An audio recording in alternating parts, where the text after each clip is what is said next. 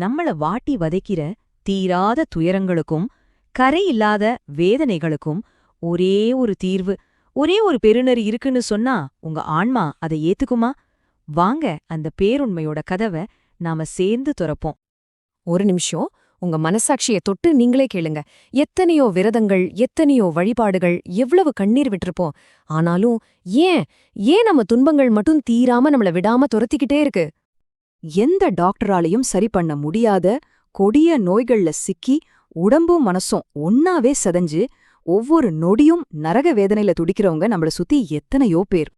ஒரு குழந்தை செல்வத்துக்காக ஏங்கி தவமா தவமிருந்து கல்லும் கரையிற மாதிரி மனசு உருகி வேண்டியும் அந்த ஒரு பாக்கியம் மட்டும் கிடைக்காம தவிக்கிற ஆன்மாக்களோட ஓலம், அது ஒரு தீராத சோகம்தானே.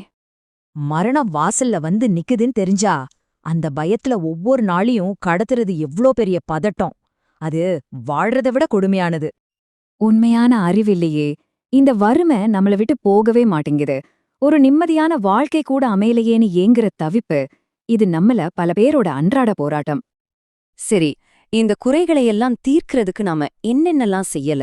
விரதங்கள், நேர்த்திக்கடன், யாகம், பூஜை, என்னென்னவோ செஞ்சோம். ஆனா மனசாட்சியோட சொல்லுங்க, உங்க வேதனையோட ஆணிவேர் அருந்து போச்சா? ஜீவகாருண்யம், அது இல்லாத இந்த வெறும் சடங்காலெல்லாம் என்ன பிரயோஜனம்? இது இங்கதான் இருக்கு தீர்வு. நம்மளோட எல்லா துன்பங்களையும் பொசுக்கிடுற ஒரே நெருப்பு. வள்ளல் பெருமான் நமக்கு காட்டுற அந்த தெய்வீக வழி ஜீவகாருண்யம். இது வெறும் பரிதாபமோ இரக்கமோ இல்ல, இது கடவுளோட குணம்.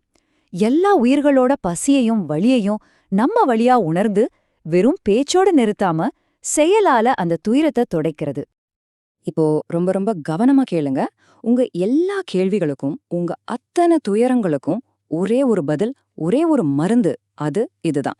வள்ளல் பெருமான் ரொம்ப ஆணித்தரமா சொல்றாரு, ஜீவ காருண்யத்தை கடைபிடிக்கிறது தான், அது ஒண்ணுதான் நோய் தீக்கிற நல்ல மருந்து, நம்ம வினைகளை தீக்கிற ஒரே மருந்து. தீராத நோயால அவதிப்படுற ஆன்மாக்களே, உங்களுக்காக இதோ ஒரு தெய்வீக ரகசியம் திறக்கப்படுது. நீங்க செய்கிற மத்த எல்லா விரதத்தையும் அப்படியே விட்டுட்டு உங்களால முடிஞ்ச அளவுக்கு பசியால வாடுற ஏழைகளுக்கு சாப்பாடு கொடுக்கறது, அத மட்டுமே உங்க வாழ்க்கையோட ஒரே விரதமா ஏத்துக்கோங்க. அந்த ஒப்பற்ற ஜீவகாருண்யம் முன்னே போதும் உங்க கொடிய நோய்களை வேரோட அறுத்து உங்களுக்கு ஒரு தெய்வீகமான சௌக்கியத்தை கொடுக்கும். இது சத்தியம். பிள்ளை வரம் கேட்டு விரதம் இருந்து சோர்ந்து போனவங்களே, இதோ நீங்க செஞ்ச விரதத்தை காண உண்மையான பலன் என்னன்னு கேளுங்க. நீங்க செய்ய வேண்டியதெல்லாம் இந்த ஒரே ஒரு விரதம்தான். பசியோடு இருக்கிற உயிர்களுக்கு பசியாத்துங்க. அந்த புண்ணியம் ஒன்னே போதும் உங்களுக்கு நல்ல அறிவும் ஞானமும் நீண்ட ஆயுளும் உள்ள ஒரு சந்ததியை உருவாக்கும். இதுவும் சத்தியம். ஆமா, இந்த ஒரே ஒரு விரதம் மரண பயத்துல தவிக்கிறவங்களுக்கு நீண்ட ஆயுள கொடுக்கும், உண்மையான அறிவு வேணும்னு தேடுறவங்களுக்கு ஞானத்தை கொடுக்கும், வறுமையில வாடுறவங்களுக்கு பெரின் செல்வத்தையும் எல்லாவிதமான சந்தோஷத்தையும் அள்ளி கொடுக்கும். இது அத்தனையும் சத்தியம். இது வெறும் வரங்களை மட்டும் கொடுக்கறதில்ல. இந்த ஜீவகாருண்யம்ங்கிற ஒரே விரதம் நம்மள எல்லா ஆபத்திலிருந்தும் காப்பாத்துற ஒரு அசைக்க முடியாத தெய்வீக கவசம். பெருமழையா இருக்கலாம், பெருங்காத்தா இருக்கலாம், பேரிடியா இருக்கலாம், என் பெருநெருப்பாவே இருக்கலாம். இயற்கையோட எந்த ஒரு சீற்றமும் நம்மள ஒன்னும் பண்ண முடியாது. விஷக்காய்ச்சல், விஷக்காத்து, கொள்ளை நோய்கள், இந்த மாதிரி எந்த ஒரு மோசமான நோயும் நம்மள நெருங்காது. வெள்ளம் வந்தாலும் சரி, திருடங்க வந்தாலும் சரி, எதிரிகளாலையும் சரி, நம்மள ஒன்னும் பண்ண முடியாது.